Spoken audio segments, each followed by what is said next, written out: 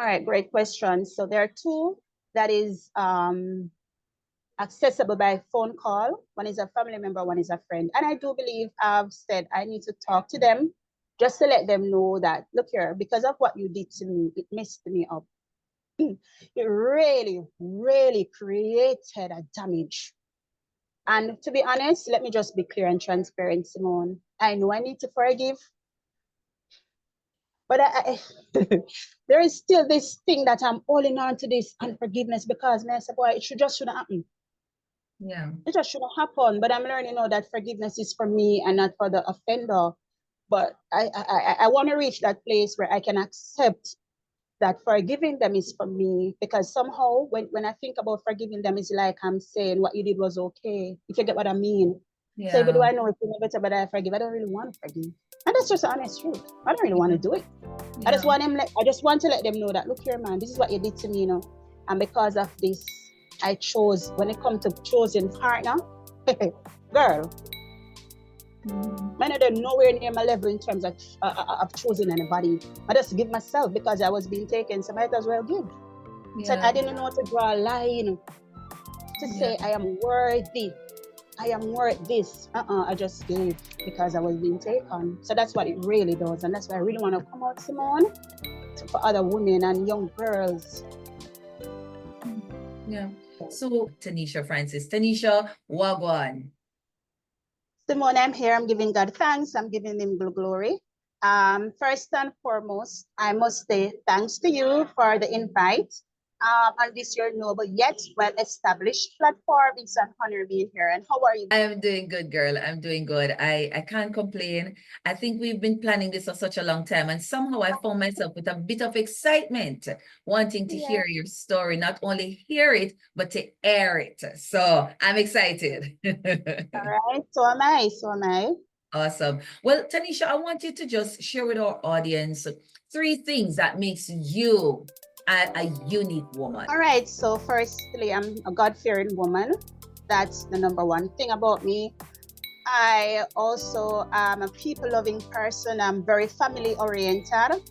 And I am a writer. I am a woman of many words. I am on the reserve. One of my greatest assets, Simone, it's a cliche, but being a mother, because motherhood is what I've known ever since childhood days. Being the first of four children from my parents, I've always been a mom, so it's just something that comes naturally with me. So I think that's where one of my greatest assets also lie. Yeah, yeah. All right, well, great. Tanisha, I want to just, I just want us to just dive off. Just begin to tell us about childhood. What was it like growing up?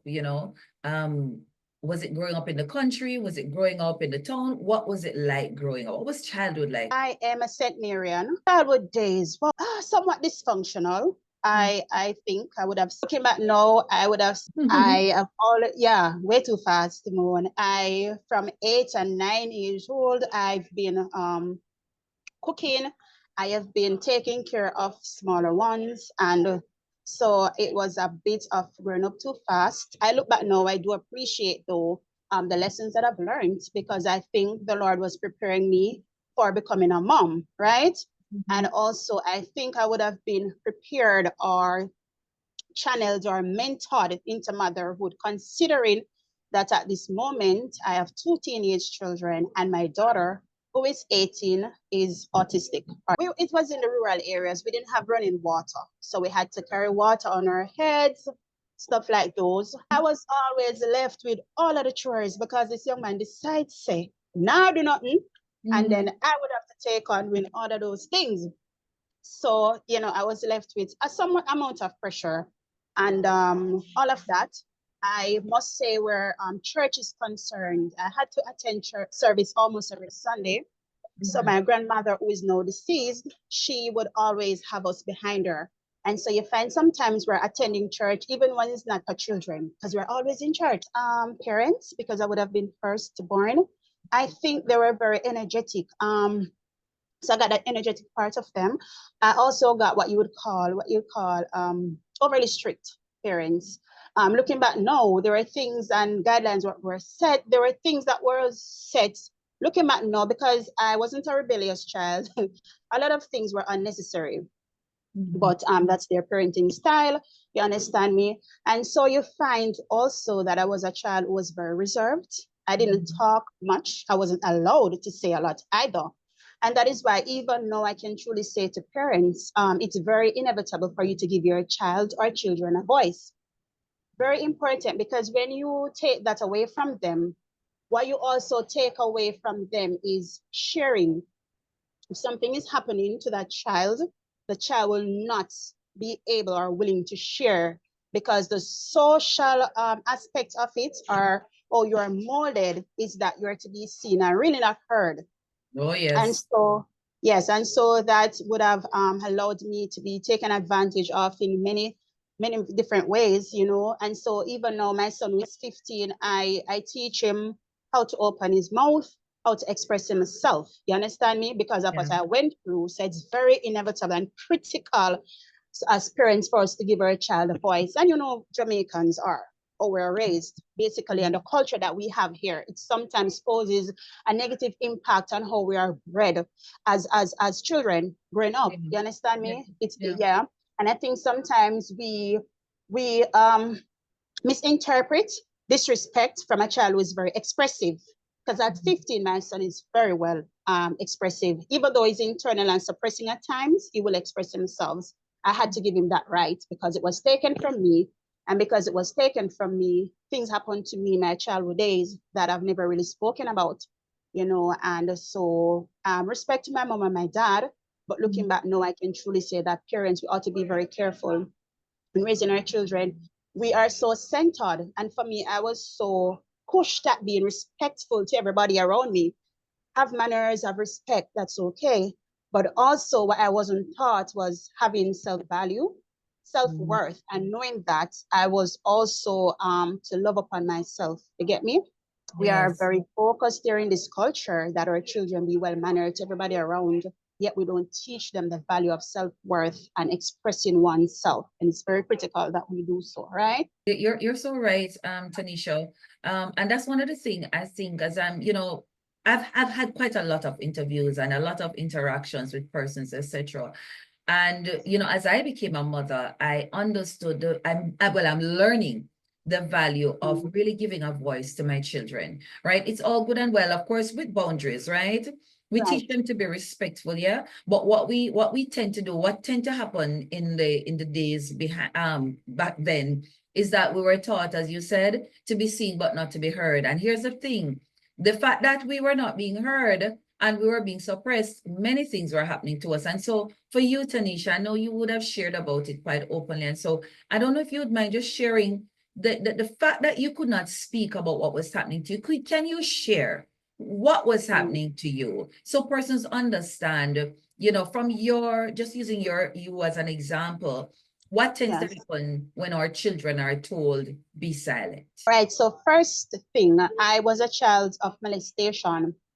This is the first that I'm speaking about it publicly. And the first time that I disclosed this was in 2018. I remember one night I was coming home from my hustling, and this thing was just on me mentally. It was just on me. And I remember my friend Latoya, you know, we're coming up far away and all of that. She came to where I was working. I was pregnant with my daughter, and we've been friends ever since.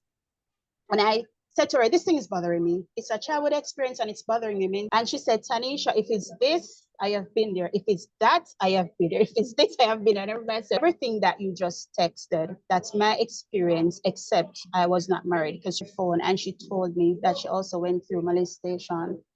And that was my first time speaking about it. I don't really talk about it. I maybe have a few friends that I may say to. And I remember it was since this year that I actually, just yesterday, knowing that I had the interview to do, I told my son, I said to him, there's something that I'm going to speak about on the interview. Would it be okay? And he said, what is it, mommy? And I disclosed. And he said to me, mommy, that is why you're so paranoid about me and Naima. And then he said, no wonder every time you see a molestation story, you get so upset. And I said, yes. And he said to me, mommy, you don't want to come with the questions. I said, fine. And he said, have you gotten over it? And I said, not 100%, because there's time when there's a trigger. Yeah. There are triggers. Yeah, something might triggers me. And I would say another 100%. And he said to me, Mommy, well, if it's your story, you're just going to have to share it. So why I'm opening out, Simone, about this in particular, there were other abuse in my childhood days, like verbal abuse, mental abuse, psychological abuse, emotional setbacks. You understand me? Yes. Growing up with parents who probably did not have the sense of intelligence that we have now, you know, mental intelligence and just the brought up on a whole, you know. So there are other abuses, you know, but this one, more in particular, because when you watch the statistics here in Jamaica, Simone, it's crazy. It's crazy. It's just happening way too much, way too much. And then the having these persons being reprimanded, it's like it's a culture thing. And there are times when I listen and I hear when a little girl get molested, and people act as if it's the norm. I'm like, what's the big deal? What's this? You know, what's the big deal? Isn't this the norm? And it's not, and it should not be the norm. Understand me? And so yes, I would want to. I'm glad that I get opportunity now to speak to that and to point out these dysfunctions. And these things that are cultural. Do you remember the first time this whole innocence, your innocence was taken, Tanisha? Can you remember what were you doing? You know, were you in a particular, were you alone? Were you in a place where you shouldn't have been? Do you want to speak about that? Molestation for me is, I was saying to my son yesterday, there was no actual penetration. Attempts were made, but luckily, luckily that didn't happen for me. It was mostly like fondling, you know, funding and stuff like that. And looking back, I think I remember the first time that it happened. I was at home. I was at home. We had a place that we rented, and I lived there with my mom, my dad, and my brother. And it was a family member who, and the funny thing about it, Simone, is that it doesn't matter how long these things happen. Something can just trigger you. Because I remember, like, sometime last year, a family member talked about this person who molested me, you know, not knowingly, and he's now abroad. And Simone, I maybe was about 6 years old. I'm 42, going to 43. And when she just called the name, just by calling the name and that he was in the US so long and some story, it triggered me. And I remember I just started to feel everything coming back. I was just looking back and I remember this man was having me doing things to him while my brother was there, you know, but he was small and his back maybe was turned. And it's family members and other men. And some of them have died because they're older men. Those were older men. And there's a family member who I wanted to contact to speak to him about it, and a family friend who I still believe that I need to confront these persons and let them know what it did to me. Because what molestation does is it takes away your rationale. And it messes with your consciousness. And what it does in you making decision, especially where a partner is concerned, it steals that. It steals that that mental capacity that you ought to have in choosing a partner. Because what it does, it damages. And even up until now, I remember I was on an online meeting with ladies who have been through molestation. Some of them are now married and have been delivered. And I remember I asked a question. I said to them, considering you've been molested and you're now married, do you have a normal sex life? Like, I want to know. Because even to know, there are times when I say to God, God, if I do get married, will I ever know what it's like when you compare a molested female with one that has not been molested? Will we ever 100% have that experience where sex is a normal thing? Will it ever feel normal for us? Because what it does is make you feel nasty, yet you find yourself engaging. If you get what I mean.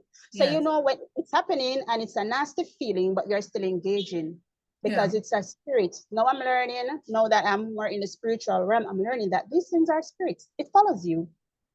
And so for some of us, it's maybe one male. For me, it was many male everywhere I went.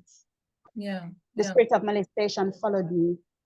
As you got older, in terms of you know, move from the age 6 to the age 12, etc., and you realized that this was happening, did you not feel the need to speak out, to not say anything? What was it you think, what do you think kept you bound? All right. So to be honest, I remember I was a child who I was most times sad. And there were times when my parents would say something to me and I would, what they would call puffed up.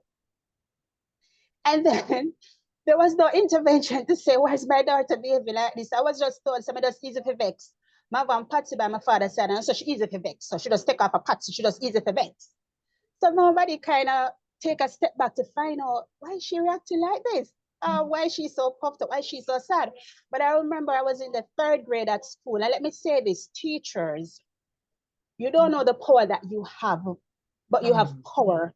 Because I remember this teacher, she taught me in grade 3, and she always come to me and she said, Tanisha, why are you always so sad? You're such a nice girl. You're so honest and everything. Your nails are so pretty, but you're always so sad. And I think one of the reasons, as you say, why I didn't disclose, so already there's a trigger mentally that something is wrong with you.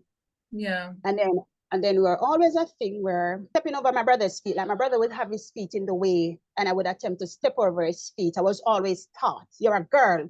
You don't step over your brother's feet. You fall your fractal and ask your brother for excuse. So Simone, molestation was happening and I was being told not to step over my brother's feet. So as a little girl, it is sending me a signal that being a girl, you are less, or something is wrong with your reproductive area. Because if a man is just taking and doing what them feel for do, and then trying to attempt to step over my brother's feet, you are being told you dare not do so. So it was sending a mental image. And I was painting myself like, man, I wasn't good enough. I was low. And then struggling with being black skin. So all of these things happening, you are being called blacky.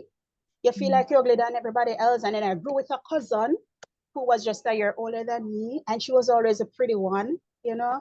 So there was a lot of things happening, and really and truly, who was I to talk? Nobody would. I didn't grow up in a set of persons who had that. I don't want to sound too harsh, but the level of intelligence maybe wasn't there.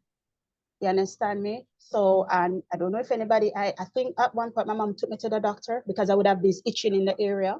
But because there wasn't any penetration, so when she realized I was itching, she took me there. I don't know if she suspected, but I remember the doctor told her that I was okay because I was intact. Yeah. There was no penetration. Right. So I didn't see anybody to talk to. I was just being told, make sure I'm come home, the plate and wash. Make sure the children them all right. Make sure I said that do, and make sure I said that do. You understand? So my focus was on getting the domestic skills or what domestic household chores out of the way. So that was basically who I was. When everybody else was playing all over the place, I was always looking after everybody else. Or because I was a reader. Yeah. Which takes me back to, I was a reader, Simone. So I had bigger cousins. So while I was in grade 1, I was reading grade 3 book. When I reached grade 3, everybody just know them story. I know them story a long time. So as I was in grade 3, reading grade 5 and grade 6 books, I was a reader. I would read till my head hurt. And mommy would always say, Tan, too much reading. But the more she talked, I was just always reading. So I guess I found my comfort in reading. Yeah. Yeah. So, I want to wrap this part of it up, but do you feel the need? Do you think what will give you freedom, so to speak, would be the fact that, yes, you're coming out now, but do you think confronting those persons would help you? And if so, is there an opportunity for you to do so? All right, great question. So there are two that is accessible by phone call. One is a family member, one is a friend. And I do believe I've said I need to talk to them just to let them know that, look here, because of what you did to me, it messed me up. It really, really created a damage. And to be honest, let me just be clear and transparent, Simone. I know I need to forgive, but there is still this thing that I'm holding on to, this unforgiveness, because man, I said, boy, it shouldn't happen. Yeah. It just shouldn't happen. But I'm learning now that forgiveness is for me and not for the offender. But I want to reach that place where I can accept that forgiving them is for me, because somehow when I think about forgiving them, it's like I'm saying what you did was okay, if you get what I mean. Yeah. So even though I know it's better, but I forgive, I don't really want to forgive. And that's just the honest truth. I don't really want to do it. I just want to let them know that, look here, man, this is what you did to me, And because of this, I chose, when it comes to choosing partner, Girl, Mm-hmm. I don't nowhere near my level in terms of choosing anybody. I just give myself because I was being taken, so I might as well give. So I Yeah. didn't know how to draw a line to Yeah. say I am worthy. I am worth this. I just gave because I was being taken. So that's what it really does. And that's why I really want to come out, Simone, for other women and young girls. Yeah. So that they know. And you know, I've heard enough stories on this channel from the voices of women who have who wish their who need their molesters to understand the damage that they have done, right? And I think for me, when I listen to it, it is they need to know. They need to Yeah. know that what they did, yes, it might have been 20 years ago, 15, almost 30 years ago.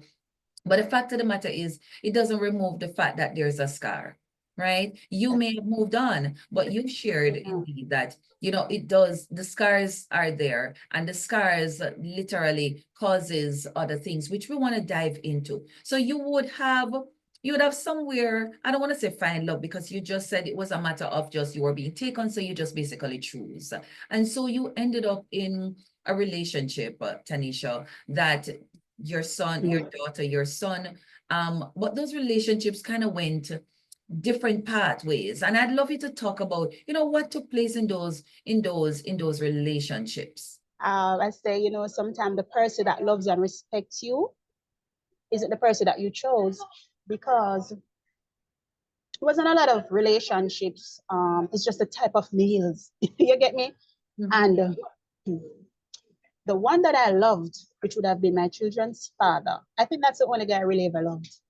And I loved him until I was saying to somebody just previously, whenever God says, whenever you places an idol over him and let that thing or person become your God, you are going to pay. And let me tell you this, Simone, I loved that guy. I met him in like 2003. I lived with him for 18 years and we shared 2 children. I loved him. And I think now that I'm learning so much with abuse, molestation, all of those things, he was also a child coming out of abuse because he didn't grow with his mom. His dad was married when he got him with the mom and she gave him away to the father. And so he grew with the dad who was very abusive, physically beat, trauma, everything. Mm-hmm. So it was two abused young people coming together. Mm-hmm. But what I'm learning now is that most times when you have two abused young people or a couple coming together, and they're both abused, what you find is that one will supersede the relationship, meaning one will take on a parental role then. Mm-hmm. Sister, the man would lie in my lap. Oh, you are my mother. I am a mother, which I was. And then he would tell people like I treat him like he was my son. Simone, this is what I knew. Motherhood was I knew nothing else. Yeah. What I was taught or what I was trained to do is to take care of everybody else. So I took on to myself this man and I treated him like he was my son. And Yeah. then whatever he did to me over the years, even my mom, whenever he did anything to me that was out of the norm, I would say, Mommy, you never brought him, mother. You never get no love, so I understand. Not even realizing that I didn't really get the love that I was supposed to get either. It was always about this man. And I cared about him so much and I put his needs above mine to the extent where I remember one day I was saying with a friend of mine, I'm tired and I need to get him some vitamins, man, and stuff. And I remember her name is Joan. She pulled me up and she said, Tanisha, let me ask you this. Every time I hear you talking about this man, him tired, him tired, him tired. You're not tired too? Just a wait there. And you have the two pitney them around up and down with all over the place. Moreover, look for them and them as a specialist, Charlie. One me have because her son has Down syndrome and you have two. And sometimes we can't manage the one. And you have two, you come talk about the man tired. What happened to you? You're not tired too? And I started to look back at it. So I love this guy, Simone. I really did. We built a life together. We built a house together. I helped him buy like cars. I would give him monies to make up and buy cars. I think I helped him to buy 2 cars. And I was investing so much in our family.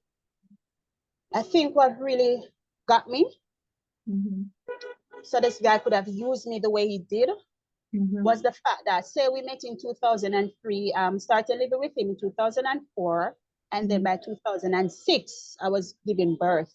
And then after Naima was born, about 18 months after, she stopped saying, Mommy, Daddy, little stuff like those. So she was now diagnosed with autism. So in all of those years, I didn't really get a chance to focus on me.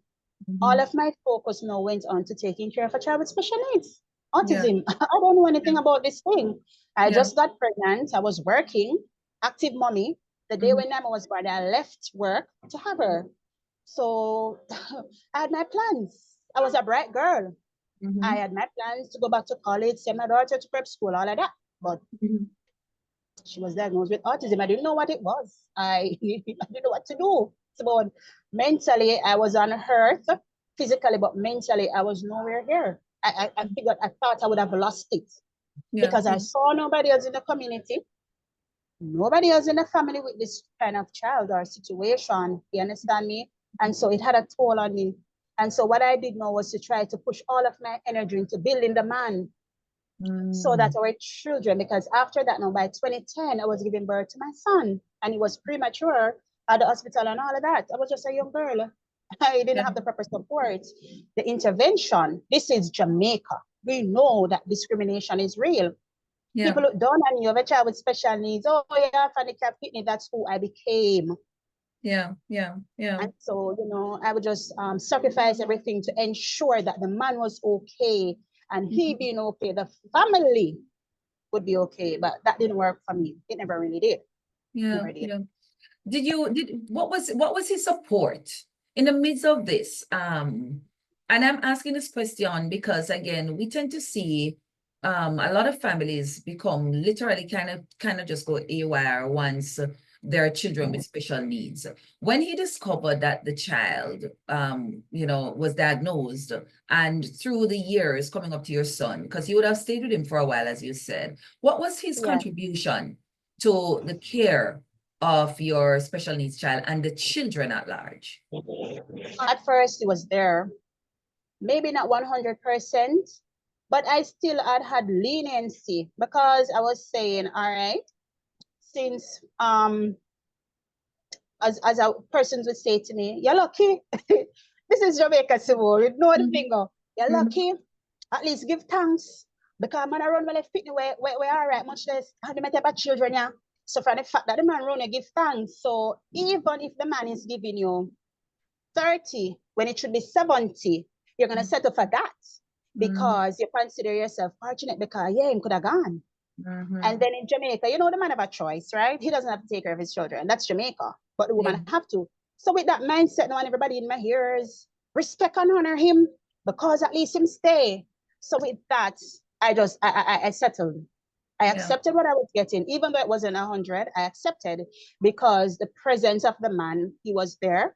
And then after having my son, he was still there to some extent, Simone.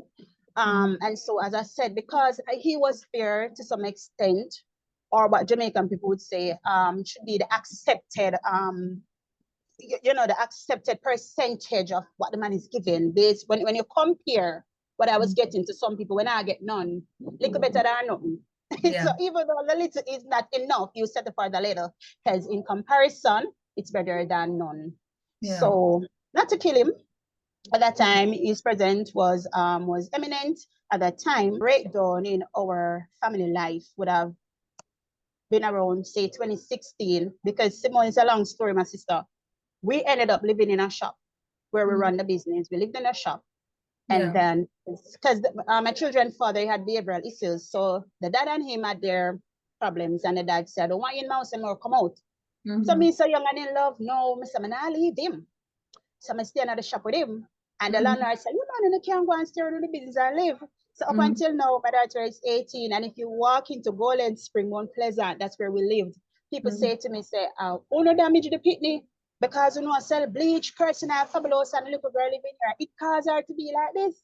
But some moments I'm not leave because I'm sorry for this guy. I say, no, I know where to go. So if I leave him, I'll go back and mother. No, I'm not leave. And then having my son after that. So we left that business and was at home for a while until he got another business to run. And then having this business now, Simone, I am there with him, helping to run the business. And then at one point, I worked with my granduncle, who is a lawyer for 2 years, still in the liquor shop, living there. I worked at Michael University College for a year, still. So I'm not leaving him, but I'm going to be there. Because at the end of the day, and it captured me and allowed me to be used so much by him, remember, back to molestation. So I was thinking in my little girl head, I said, you know, bad to bad. I was being molested by so many different men, yet my dad grew 3 girls and my dad never molested me. So I said, all right, then the safest place for my daughter to be then would be in her father's arm.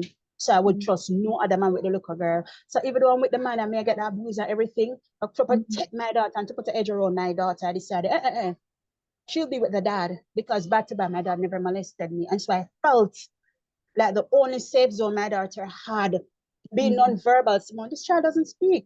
Yeah. So there was no way I could entrust her with another man. I had to just stay. So I did, I stayed. But the breakdown, Simone, was when 2016, when we live at the shop, Sim, we were being discriminated against. People were literally scorning us. We sit in the car with people and everybody pulling away from us because we are, me and my little retarded child, I mean, my son living in this shop. So it's like you were nobodies. So we were, you would say we were under attack, you know?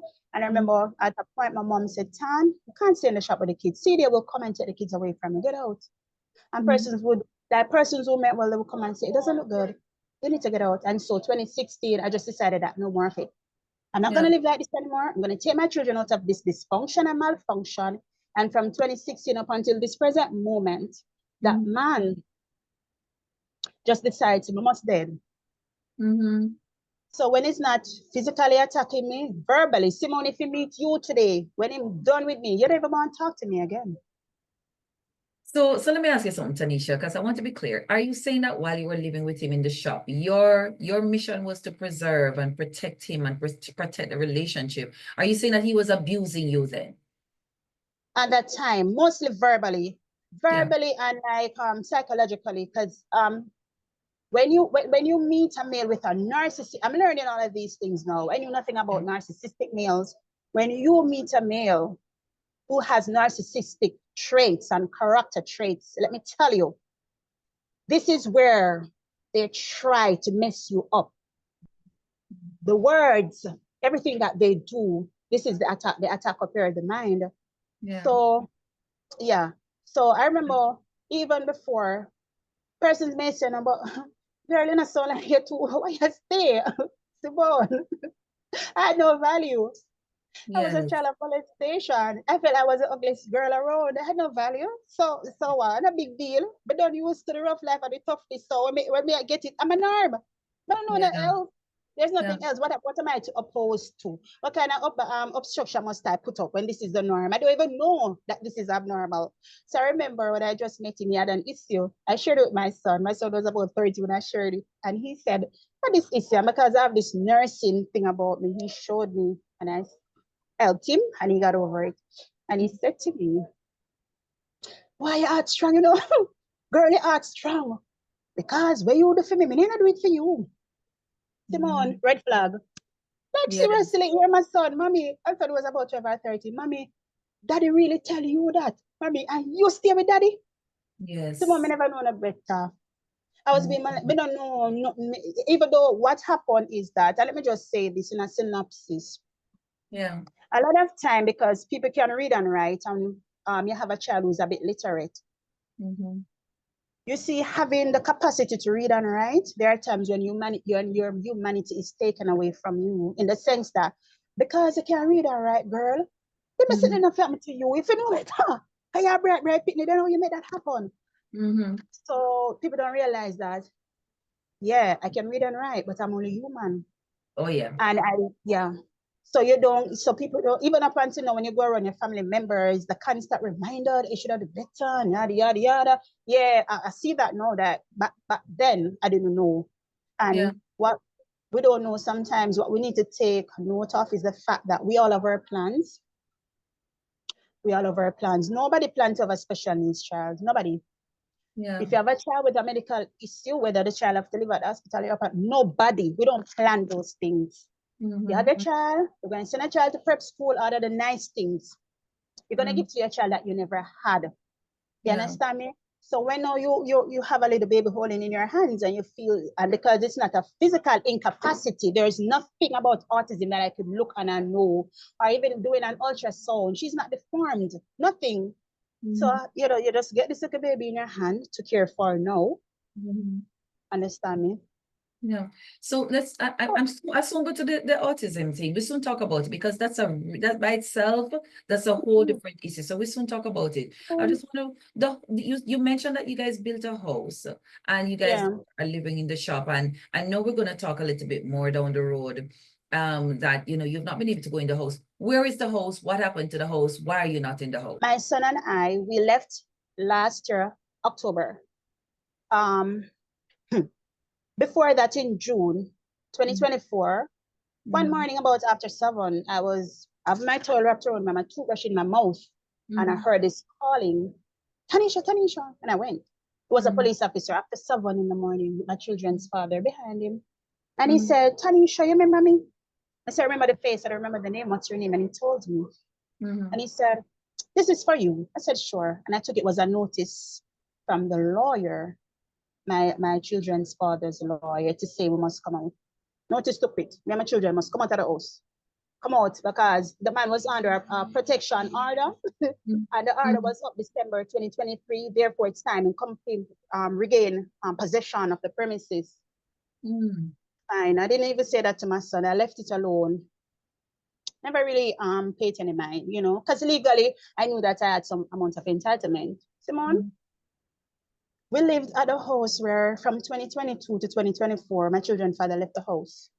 Sim, we lived in the dark, then we lived in the light. My God. Simone, I had to constantly be paying somebody to fix the light, fix the light. It came to a point where I had to start fixing it, had to learn how to fix it. Because nobody knew why about them. Even though you see I give them a $2,000, somebody will charge a $5,000. Come on. Simone, this was gully. I am in the gully. I am being shot. At one point, a tree fell and hit me in my right side of my head. Mommy going to only learn this now when she watch this because I hid it from my family. Yeah. Simone, I slide down the gully. Man almost break my hand, almost break my foot. There was a time when a young man followed me. I fell on my back with my 2 foot up in the air. Luckily, I was wearing a pants. Simone, it was a trauma. Sometime in the night, I am there fixing light. Get sabotage us. And then at one point, they stole the wire. I went to an electrical place in Jamaica. The one calling people, they've named $1,000 and an express, $1,500 to help fix it. Because the man moved it from where it was and fix it, where persons were walking past. This man said, I want the light in house. I want it in him yard. The man come out my yard, take it out. I said, okay. The man that did it said, I have to pay him again, another money to remove it.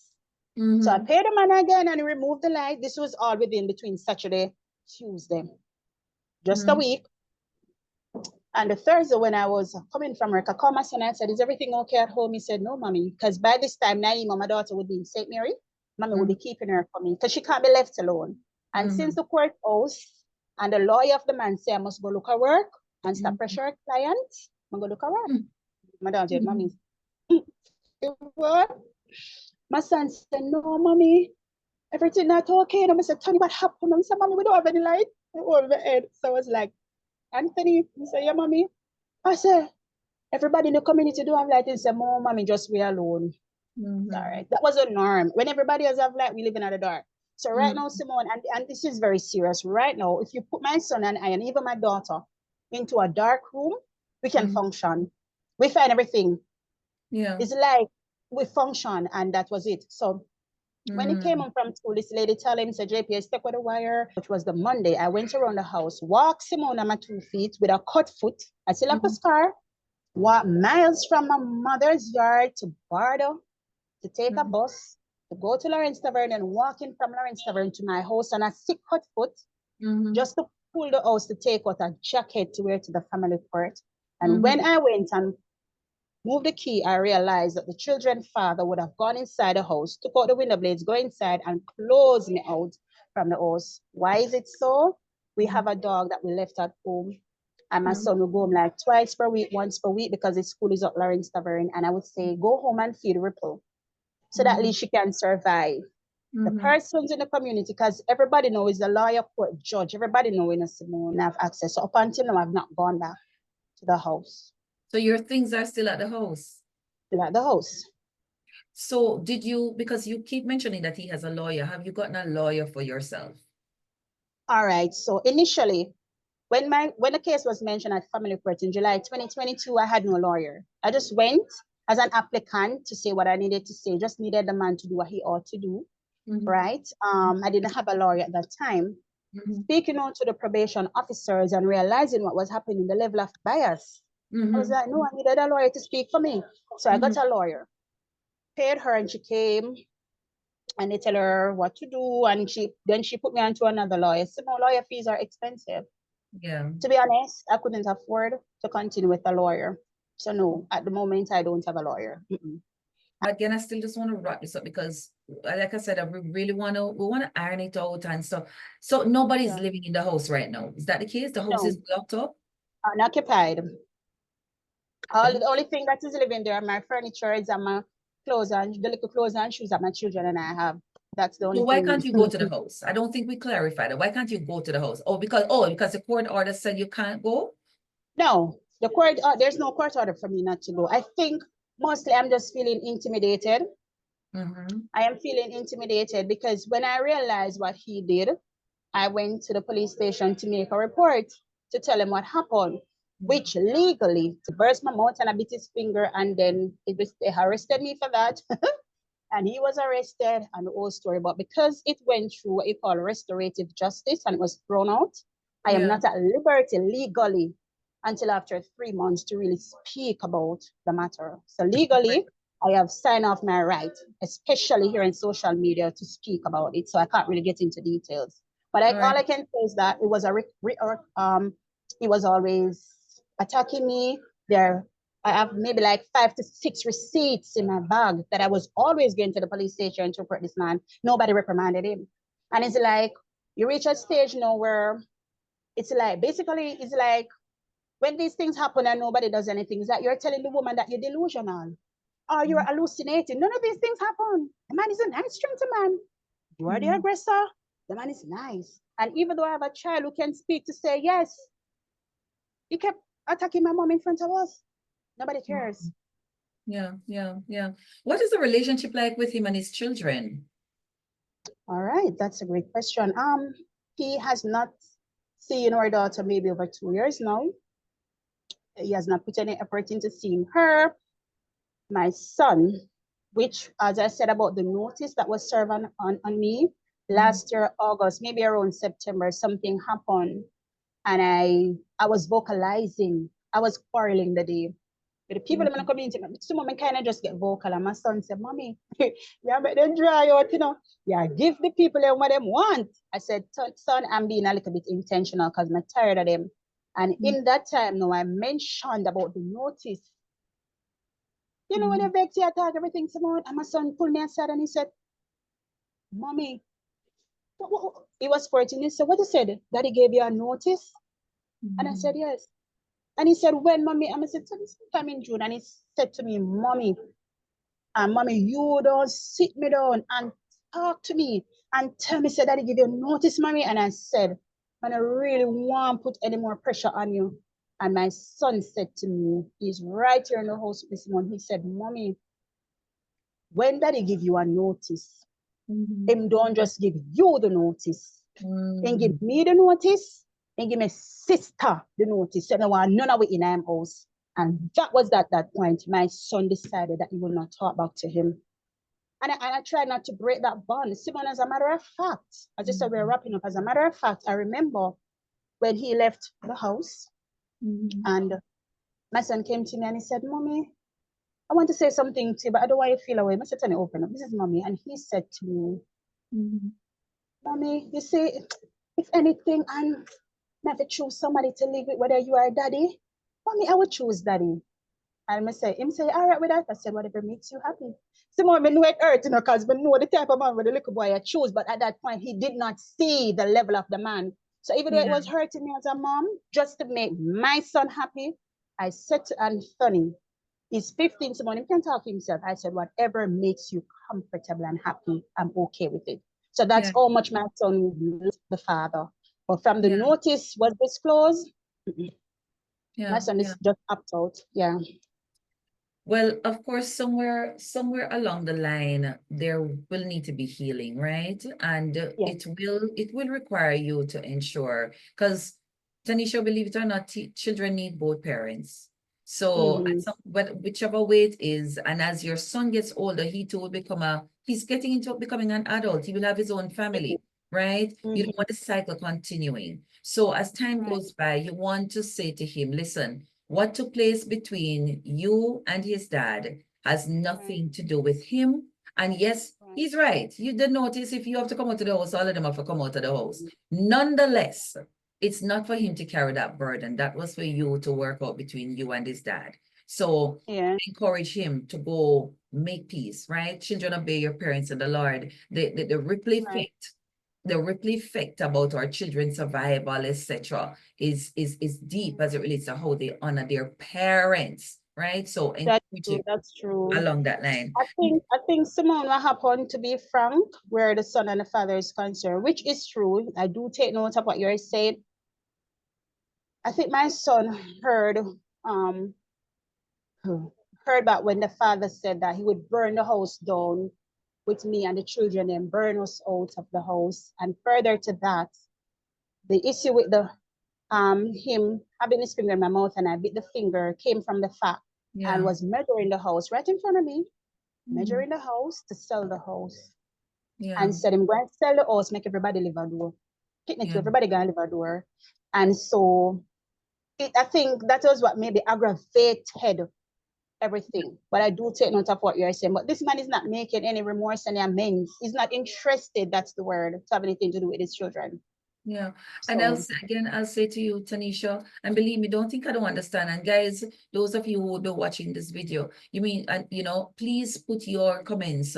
What is your take on it? Is it okay for, the son to just take a note that wanting to have nothing to do with his dad? But for me, I'm saying, my yeah, perspective on it, Tanisha, is that allow your right. son to deal with it in his own way with his dad, right? You Oh, don't be the mhm, influencer. You, whatever you do, be the right, resolutor, be the peacemaker, and allow your right. son to handle, yes, all of that. And you know what? We say things when we're angry. And for whatever reason, sometimes I keep wondering, how is it two lovebirds somewhere along the line becomes a tiger, become tigress, right? A lion and a Yeah. tiger or whatever it is. We're just eating up each other. It's just so funny. Life is a funny thing. But nonetheless, let's move on, Tanisha. You've interjected a bit about it, about your daughter. At 18 months, she stopped talking. And so the diagnosis was that she's autistic. Now, we will Yeah. agree that Jamaicans, we're not so much so in recent times, we've improved. But in the earlier Yeah. years, we didn't think about autism. We didn't think about mental health. All people say, you're mad, you're Yeah. undeveloped, and we use all the negative words. And so you'll find that persons who had disabilities kind of felt like they were an outcast. Your daughter is Mhm. now 18. How has she been able to function in the community, in society? How has she been able to function? But And she's before now at you do that, home. just tell us first, when we say autism, explain what it means, or at least for her aspect of autism, so we understand, and then share with us how is she progressing. All right. So okay, definitely. So because autism is there is a different it's a spectrum. So you don't find like one or two persons being the exact same. And autism is also represented by a puzzle, which I'm learning that a lot of persons with autism are telling me that they don't appreciate us representing them by using a puzzle because we're speaking as if a part of the brain is gone missing. We're telling them that a part of them is gone missing. So they really like to talk about a puzzle, maybe the ball. They're all different, Simone. And so for my daughter, she's nonverbal, as I said before. She doesn't speak. She's lacking of speech. She tries, but nothing comes out. As a matter of fact, I tried getting her speech therapy with Rachel Neal, one of the biggest speech therapists in Jamaica. But speech therapy, so Simone, it's expensive. Maybe like for 30 minutes, like $5,000 or $6,000. You really can't afford it, right? So academic wise, you'd say that she's on the she's low functional, right? So she's not a theory person. She loves books. So she like when you read to her, she pass her on the words and she tries speak, right? But for her, she's more of a practical person, luckily. So because she's practical and she's very tactile with her hands, her domestic skills are up to par. So she can manage herself around the home and stuff like that, right? So that's how autism affects her mostly, like verbally and having a social life, having a social interacting that we're interacting now. She doesn't have that capacity, right? She's not able at 18, you know, we're practically an adult. She's not the type of child who can go out and do her TRN herself. She can't go to the bank herself. So she constantly needs supervision. So she can't be left alone. So that's how it affects her. But as I said before, luckily for her, she's not just a mere liability. She's an asset because being around her, she's very helpful. And if I egg she not already, so anything you're doing, she got to in it. She push you out of the way and she take charge. So even at school, if they're having like culture day and they're cooking and washing the pots and everything, she wants to do it because that is where her strength lies, right? So for my daughter, I'm happy for her in that aspect that she can help herself. So if I have to leave her with someone, I won't get the complaints that she have to do everything. And because no, the part of it now is that because she's lacking in speech, just something happens to her, she can't vocalize. And so you just got to figure it out. So you haven't taught her she doesn't learn sign language or anything along that line? All right. So when she was leaving Stimulation Plus, that is a school under Ministry of Labor and Social Security, she left there at age 7. I was, you know, encouraged to take her to school for the deaf on Malines Road. But when I called, they said to me that, Mommy, we used to take these children, but because some of them have, it's an intellectual disorder, and not like you just like lacking of hearing, let's stop taking them because some of them have a little mental issue with it, and so they will just go off and they can't find them. And even though I explained, I said, my daughter is not like that. She will sit in the classroom the entire day. She don't give trouble. They said they couldn't take her. So you find out autism is not really, they don't learn by signs because it's just an incapacity to socialize. So while some would have like a laptop and they can type the words and they speak, remember they're socializing now because it's a different language. So even though it's not the words, the fact that they can type, you're socializing. Some of them can use pictures. So whatever they have to say, they tell you in pictures. For whatever the reason is, for some reason, my daughter just did not have those capacities. Because when I did the speech therapy with Ratranil, she would say to me, she think a little sign would help, but not in depth. So even though you might say, Naima, thanks, and she, thanks, our little things, you want the salt, and I show her salt and stuff. Those little minor things, but to have like a conversation per se, because it's autism, and not say, I wouldn't want to say dumb, speech impaired or deaf. She's not able to socialize like that, not fully like that. But the little things she can maneuver, which is really good. Yeah. What kind of care or assistance do you need assistance with her? That's what I should ask. Do you need assistance with her? Definitely, Simone. Definitely. Finances is a burden, and just to put this in, because Naima is so practical with her hands, I tried getting her into the school that is called Abilities Foundation here in Jamaica, because my daughter is more on the practical side of life. I tried to get her in that school because they do practical stuff. But she was there like for 3 days. She spent 3 days for assessment. It was about 2023. And I paid a shuttle, which would be a teacher's guide. I paid that shuttle from my own pocket because that shuttle used to shuttle her at a school that she used to attend in Crossroads. That's another story. So I paid her just to assist her. And when after the 3 days were up, they write me a nice little letter. And I was so excited for my Naima because she was there 3 days and the kids love her because Naima is a fun-loving child. So I was happy when I got the letter in my hand. I was saying, yes, Lord, them accept her. Simone, I still have the letter. I forgot to frame it. And they told me that, no, they couldn't accept her. So I went back into the school to lobby for her. Because I said, look here, she's my child. I know her shortcomings. I Yeah. know, say, it's not 100%. All I need is just for her to be involved, because mentally, Simone, which a lot of us don't know, because these persons may not speak, we feel like they don't become stressed and depressed, but they do. And so the more you have them interacting and involved, it just take out that, it just give them that spark. You understand me? And it takes away from the depression. And the school said, no, because you can't independently work. So I said to them, that is the reason I got the shadow to assist her, because it's so two little bags, Simone, two little jeans bag. The shadow assisted Naima, and she saw them. They said, Mommy, no. Because Heart Trust NTA is going into most of the schools with their criteria. Now, even the special schools, and if they don't pass the criteria for Heart Trust NTA, it would not have made sense. With Simone, as an advocate, advocating mom, I just want to say that to me, and I say this unapologetically, that to me, the more we say that we become civilized, is the more uncivilized we become. Because if we're so civilized and the brain is so big, and we're dealing with persons with special needs, then this is at the time that we should break things down for them. This is the time that we realize that these persons need things broken down. But instead of breaking it down and making it a bit easier, we're just bringing it up. So how are you helping these persons who have their shortcomings? You're not catering for them. There's no revenue, there's no avenue. And so they told me no. And so from that, with the finances as well, she's not been in school. What I would love for Naima, to be honest, I would love for her to be featured, because I would like for persons to see that even though she has this inability and this incapacity, that little girl, her hands are so blessed. She does almost everything with her hands. Persons were saying to me, if you could get like a modeling agency to identify her. She's so tall and beautiful. Look, a girl put on anything, it looks so good, she can model. And she's very, she's kind of, yeah, she's like that. There's a personality.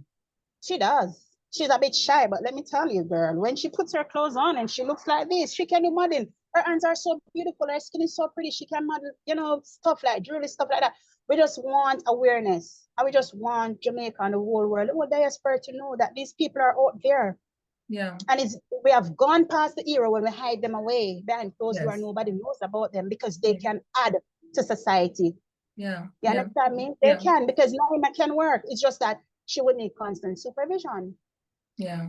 So if there is a way that we can help her and other persons like her to get out there, it can be done, Simone, and they can contribute.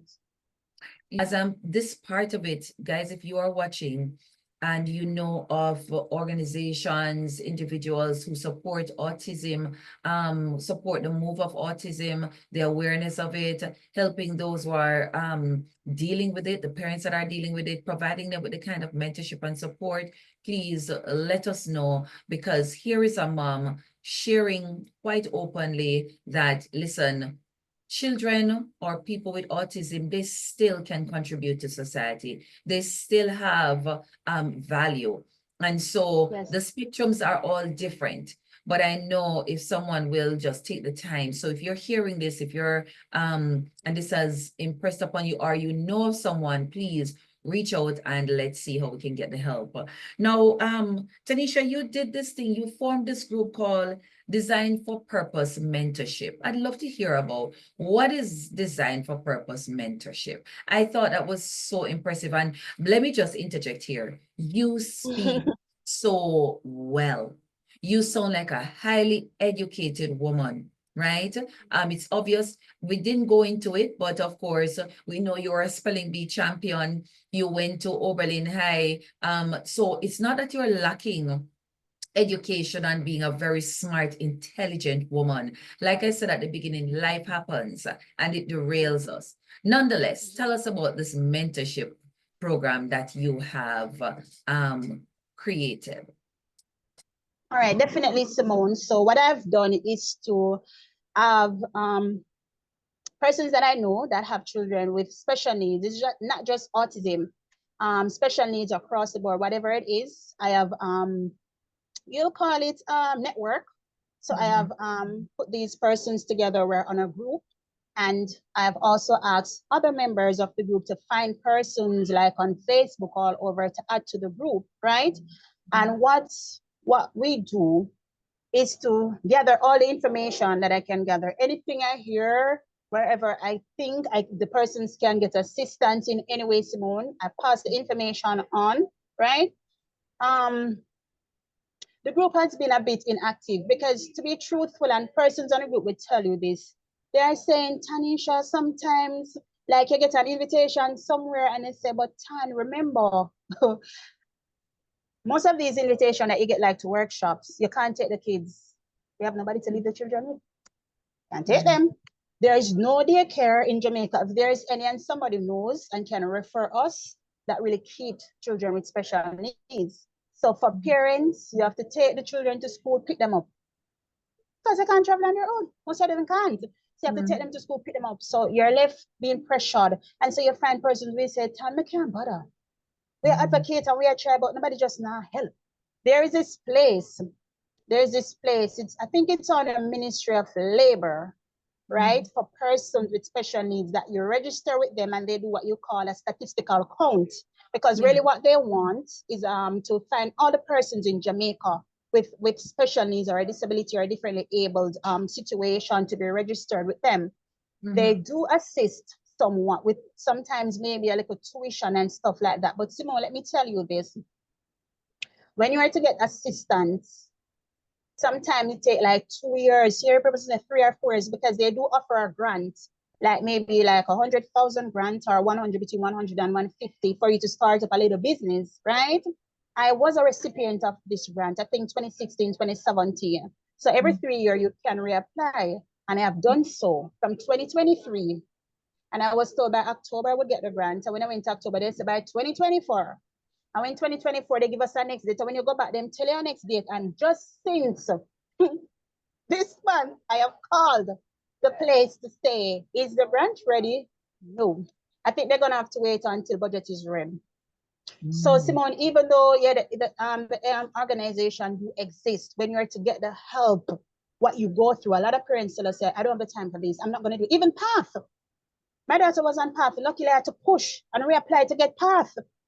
And she has a disability. A lot of parents tell you the child have a disability, and even though you carry the pink slip or the slip to state when you go to the PATH office to say that the child have a disability, they don't even want to put the child on PATH. And you know, PATH is every other month, and it's not really much. You understand me? So there isn't really an organization in that like that in JA where our needs are met, where we are heard. Simone, and I just say this to say that based on my experience, when I step into a government organization or institution as opposed to a private institution, let me just say this, and it's ironic that the persons in the private institution are more embracing than those in the government institution, because when you go for assistance in the government institution, you are so looked down on that persons don't really want to go. If you go to like passport office and places like those with a special needs child, or even the bank, when the child starts to play with the balloons and they figure what's happening, they will call you up and they will assist you quick and get you out of there. But when you go to the government institution, Simone, that is where you're most heavily demonized. And then the people on the road that you will call the so-called commoners, the little vendors on the street, those are the persons who are more embracing. And that is why my respect has diverted. I'm telling you that when I walk on the road and I see the vendors and the commoners, those are where my respect goes to, and not so much the persons who are in the system. They don't. So the group is inactive, but I'll tell you something that came to mind as I listened to you, Tanisha. TikTok has been very prominent, and a lot of persons are on TikTok. Here's what I think I'm encouraging you to do. Start a TikTok account as a support, the same thing, designed for purpose, and as a support for persons who have children with disabilities, a place for them, a safe place for them to come and talk and share. And as you share, you use the platform also to invite sponsors and supporters to come on. Let the focus not be about on sponsorship though, because you know, people stigmatize that everybody begging. That's not what it is. It's building a community where people can come and find support. So I'm encouraging you, start that TikTok account, Design for Purpose, and make sure you outline it, put in there. If you want to focus mainly on autism, you can do that. And that might be a better idea too, because it will be more niched. So Okay. Design for Purpose, and you put beside it supporting mothers, and you can even go more niche, supporting mothers with children who suffer from autism, right? Okay. And you begin to put out videos out there talking about it. Don't be bashing anybody, just talking about it, a place where people can come and share. So you share your own stories. If there's something specific you learned as it relates to how to, let's say, for instance, you taught your daughter how to take care of herself, how to wash her hair, even Yes. though she's nonverbal, you can talk about that. And then you look for other groups that are focused in such an area, and you begin to follow them, and then before you know it, you would build up a community. I will, for sure, if you need my help with it, just let me know. We can always talk about it off here. Fair enough? Fair enough. All And right. funny, Simone, that you should mention about self-care with autism. My daughter, it's funny, if my daughter is at home, Yeah. everybody say, listen, look here, go and use the bathroom before Naima. Because when you know, say, I can know how nurse running a ward, that is my daughter. Sometimes when everybody off to sleep, and you leave things out of place when they get up the next morning, everything is in place. So she's very tactile. She don't play, Simone. She don't play. And if she's wearing a piece of garment, if whatever clothes it is, and there's a torn on it, she's taking the needle and thread to you for you to sew it because she's not wearing it. And if you don't sew it, it's going straight in the bin because she's not wearing it. So she's kind of bougie. Mm-hmm. Yeah.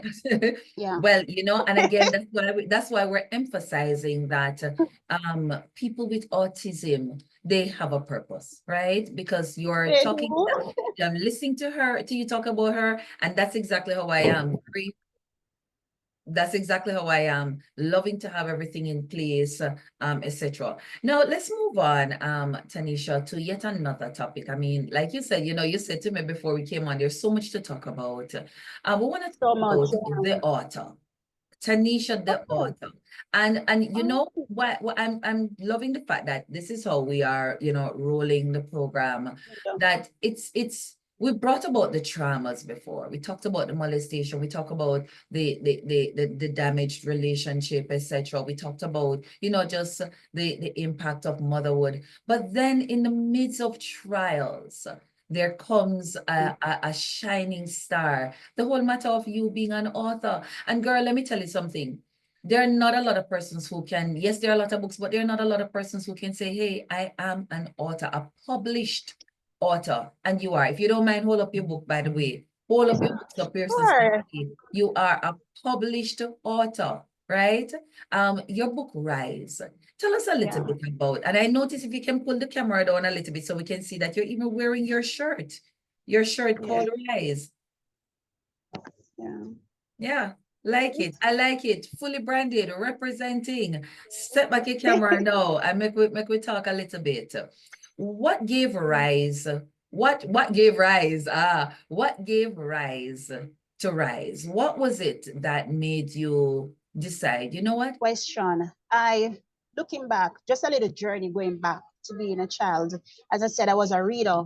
So Mm, everywhere I go, I read. It's such a natural. I read everything. Labels, I just read. And I remember dating back to the 6th grade. I was a spelling bee champ and all of that. I didn't know I mhm, had the gift of writing, but no, dating back in grade 6, this mhm, teacher, Carmen Wilson, Mrs. Wilson, she would say to us, we're going to rewrite in comprehensions and stories. And she always said, the best ones she's going to put on the blackboard behind us. And somehow, Simone, I'm talking to you, goose people. Somehow, everything I wrote, she said, put Tanisha Rowan at the blackboard. But at that time, I wasn't identifying what's happening. And I remember mhm, I read a book. It was this twin, Jessica and Elizabeth. It was a Hardy, I think it was the, like you have the Hardy boy and you have the one for the mhm. girl. These were twins. Yeah. And I read the little novel. And when I read it, I wrote something, draw a parallel from it and wrote. And when I wrote that story, the way it was written, I have two friends, and the two of them, one was a teacher's child, And the next one go to the teacher and say, Miss Anna Shana write that. So that was my name, at the school. Anna Shana write that. So I wasn't even realizing. And then I remember I made a poem book one day. I made a book and I wrote a poem. And I had this little boyfriend, nothing serious. And he came to visit me one day when I was living in Waterford classroom. And I just left Oberlin and he read the book. And he said, you wrote this? And I said, yes. And he said, but I'm a teacher and I can't write like this. And I said, really? And he said, you're good. You're good. And I was always being told that I was good with words. But when I know what I was good now was when my grandfather passed and I did the eulogy. And then 2 years after my grandfather passing, my grandmother passed. And I did her eulogy, Simone.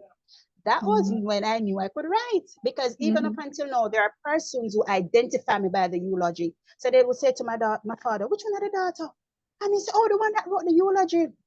And so coming into that, I realized that I had the gift.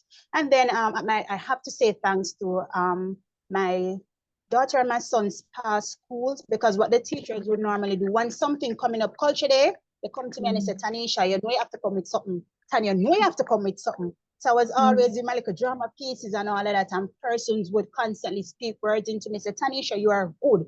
I remember when I did the eulogy for my grandmother, this lady, she was a principal of a school, and she approached my dad and asked him about me and all of that. And, she wanted to find out about this young lady and stuff like that.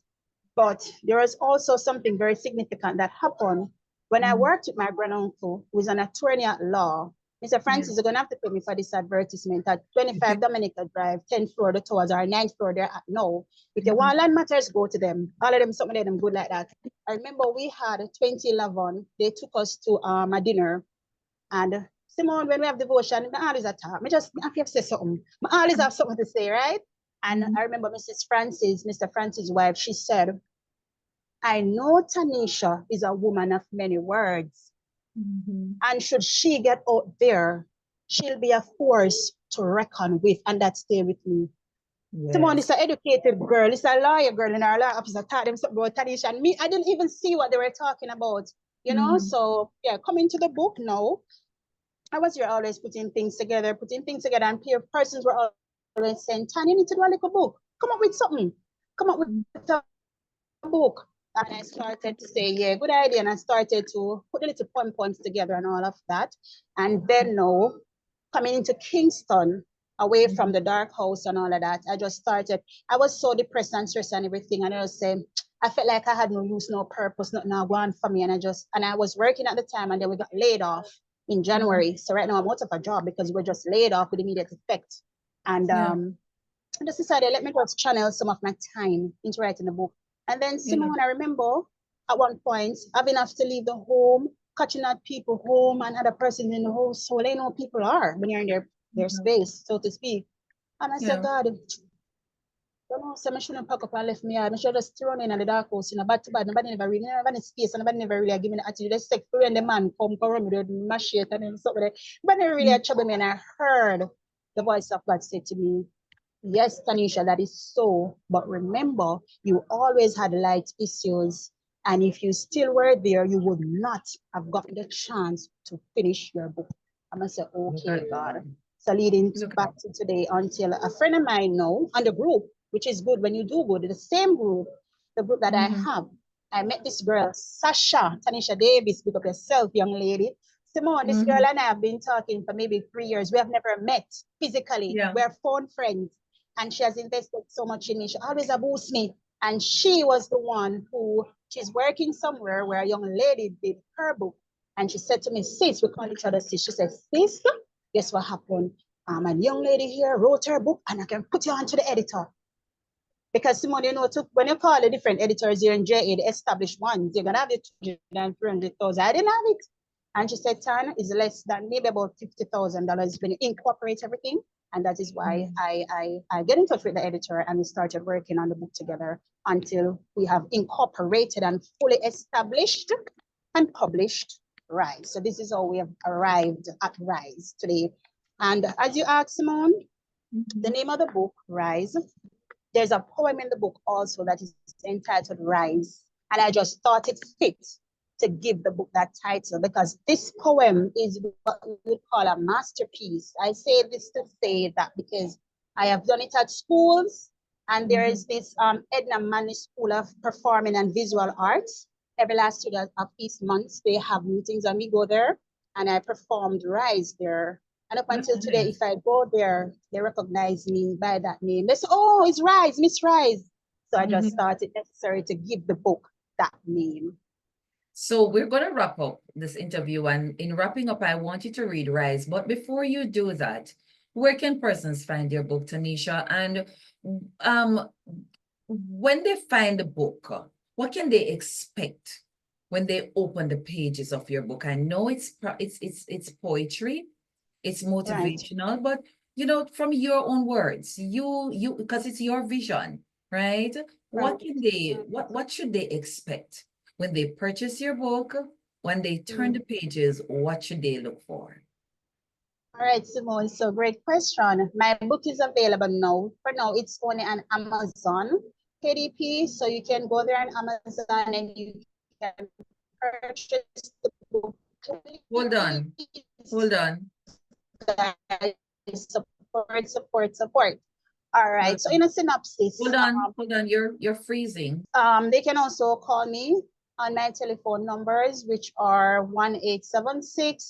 1-876-536-4094 or 385-5202.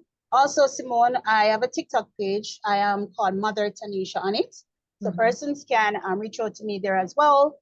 I also have email addresses. And so in the book, the email address is Tanisha, TANEISHAF, as in Francis, 6, numeral 6 @gmail.com. Right? Yes, and on Amazon. I've made some orders, so I'm waiting on Amazon to ship those over to me. So persons, once you're ready, you can get in touch with me and I'll get the book to you. All right. So your question, what to expect?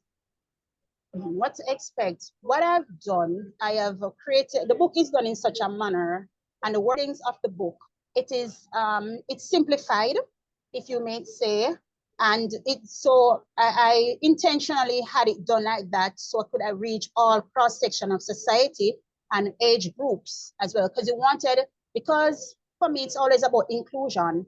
Having a special needs child, inclusion is one of my language. You understand me? So everything that I do, I want to know that persons in the special needs community can also have access to what I have done. So it's simplified in a lot of terms, and it's just a book that reaches all age group. So it can be a family book. You can have it reading it to your family members, the little ones, the teenagers. There are poems in there that really motivates. There's one about my daughter, so persons can read and relate to having a special needs child. There's one where I am boosting up a school that she went that was really good. There's one also, Simone, that speaks to the Prime Minister directly. So that piece is an advocacy piece where I'm crying out to Mr. Prime Minister, Mr. Andrew Holness, sir, with all due respect, it would be good, sir, if you can also go over there and get a read of the book. So it's speaking, it's an advocating piece. There are motivational quotes. If you're having a sad day, if you feel that there's no purpose in your life, there are quotes there to just motivate and to inspire you.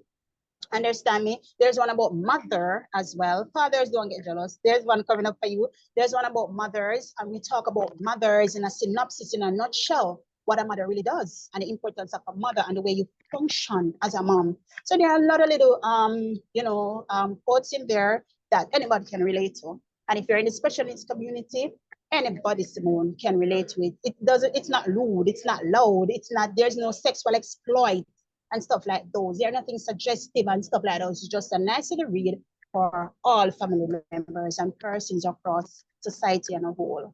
Yeah. But I'll give my endorsement because I took the time to read through your book and I realized, guys, as she says, it's for all age group, etc. There's a coloring page in there. There are journal pages in there. There are little quotes in there. There's her story in there. And then there's a flip between our regular patois and of course, standard English and stuff. So it's quite relatable. A small enough book that you can literally in quick succession read and really enjoy, really enjoy. And then I see her with the fact that it's wire bound, even making it more more applicable, yes, and something that you really want to get your hands on. So as she was sharing, the book can be found on Amazon. She has ordered some, so those of you there in Jamaica, just a matter of time before you'll be able to, if you want to meet Tanisha for yourself face to face and get your hard copy. Nonetheless, please guys, go on over on Amazon.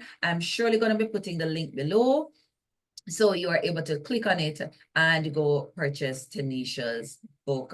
Guys, listen, I fully endorse this woman. You would have heard her story from the start right down to this end, and understand that this woman has had her fair share of trauma and struggles, right?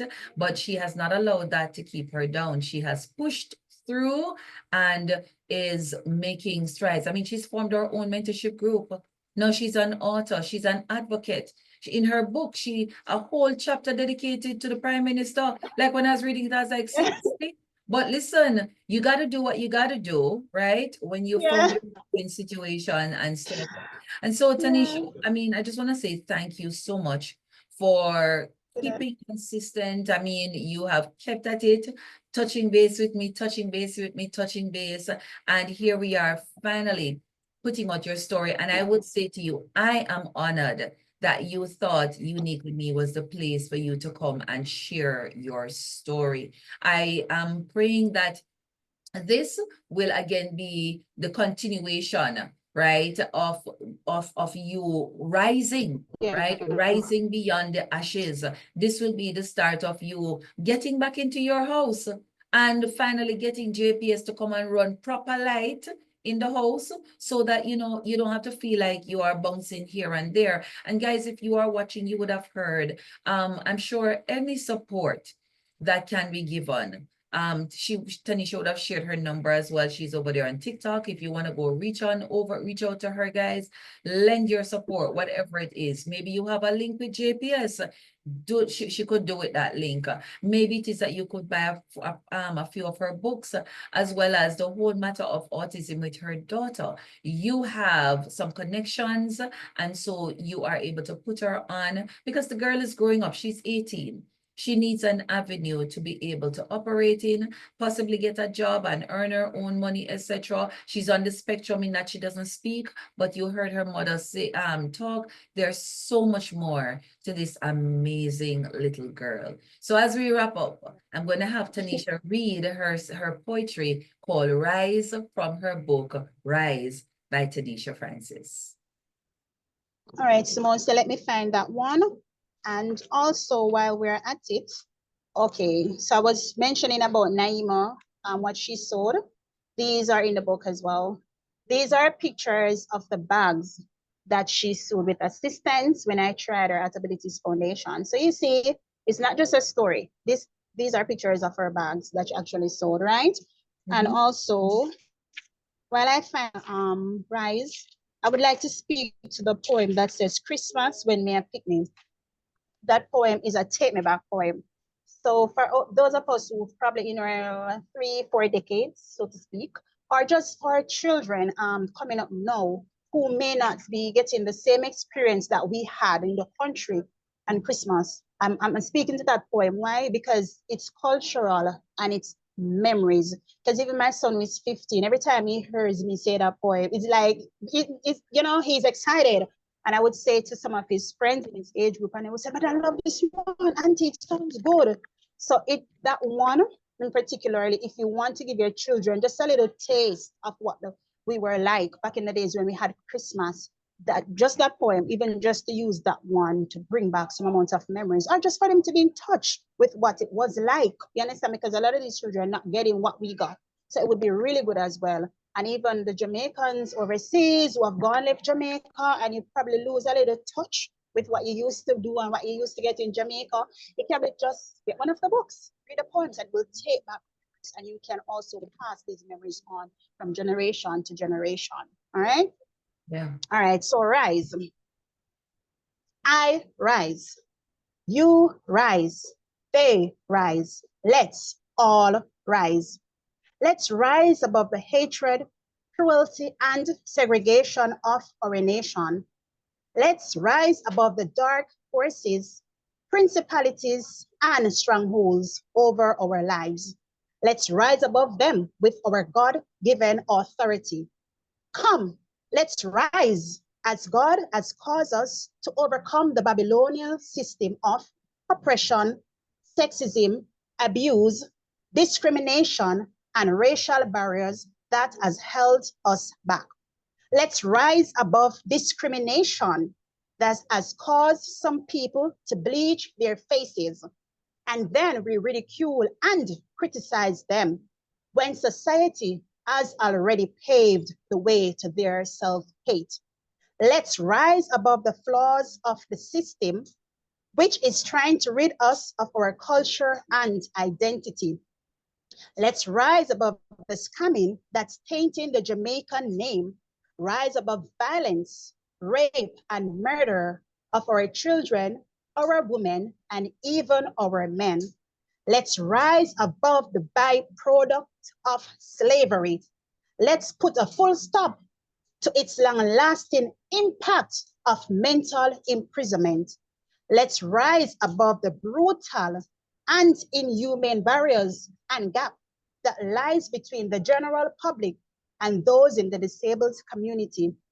Let's make null and void and place a stop order against the negative attitude of these people.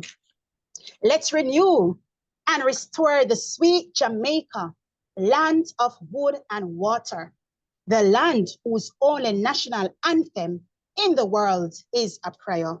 Let's rise up and reclaim our roots and foundation.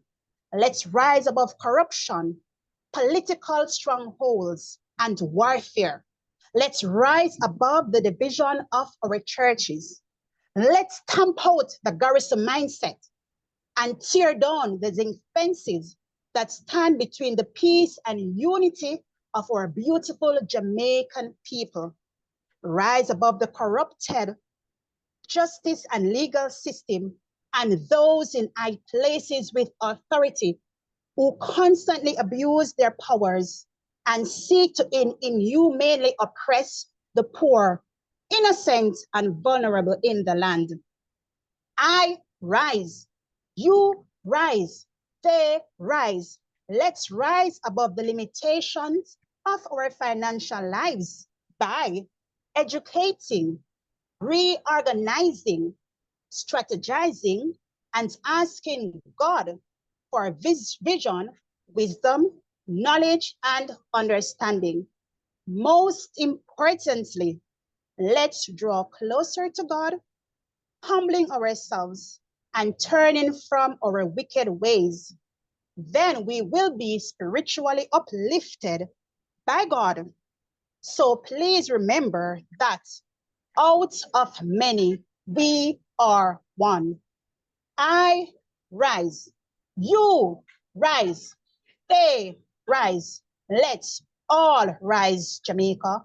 Let's all rise, world. Ah, there you have it, guys. Let's all rise. Thank you so much. Thank you so much, Tanisha. Listening to you, it's melodious. Listening to you, and so I do hope you know just put out some of these on your TikTok page, right? And whatever other social media you have, guys. Again, go on over. Grab a copy of this woman's amazing book, lend her your support, and of course, let her know you saw her over here on Uniquely Me and you want to support her. Tanisha, thank you so much again for being here and sharing your story. Ladies, it's my honor, and I thank you also, Simone. And just a quick note here: the book is for $2,500 Jamaican dollars, Simone. But based on the fact that you may be a student with an ID card and you want the book, then I will just sell you for something that is less, like $2,000 or so. But for now, it's $2,500. All right, so it's pretty affordable. Awesome. Thank you so much. All right, ladies and gentlemen, what can I say? I would love to hear from you. You know, you've listened up to this point, and the fact that you're still here, it means that this story resonates with you one way or the other. I would love to know which part of this story, which part of Tanisha's story really resonates with you. And do you have any words of advice for her? Do you have any input in what you have heard? Surely we would love to hear from you. And of course, guys, how are you rising? What are you doing in your neck of the woods? You know, that is causing you to rise, me to rise, your community to rise, Jamaica to rise, the world to rise. We would love to hear from you. What's your contribution? So guys, until our next episode, you rise, me rise, we all rise. Let's rise. Take care, guys. Bye-bye. Bye-bye. Thank you for tuning in to Uniquely Me with Simone Stewart. Remember, uniquely me is uniquely you.